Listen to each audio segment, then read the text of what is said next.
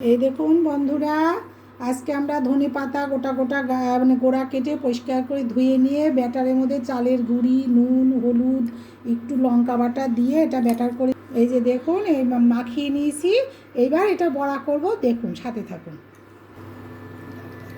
কড়াইয়ে তেল দিয়ে দিয়েছি। এবার এই যে এইভাবে বড়াগুলো এইভাবে সেট করে দিয়েছি। এই দেখুন এইভাবে কোনো খাটনি নেই, কিচ্ছু নেই বন্ধুরা। মাঝে মাঝে এইভাবে আপনারাও করে খাবেন, দেখবেন দারুণভাবে মুখটা পাল্টে যাবে, খুব সুন্দর লাগবে খেতে। এই যে দেখুন এইভাবে তেলের মধ্যে দিয়ে দিয়েছি। এবার একটু পরে এটা উল্টে দেবো, দিয়ে সুন্দর করে ভেজে নেব।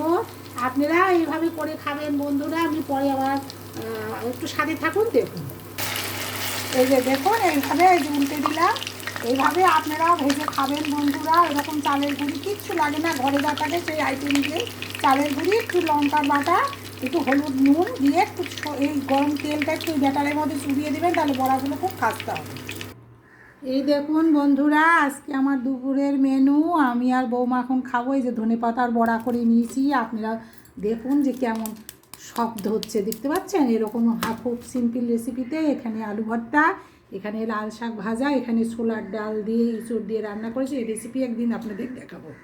আজকে মঙ্গলবার, আমাদের নিরামিষ খাই, তাই আজকে এই। আর একটু থোর ঘন্ট আছে, সেটা আর আপনাদেরকে দেখাচ্ছি না। আজকের মতো এই, টাটা।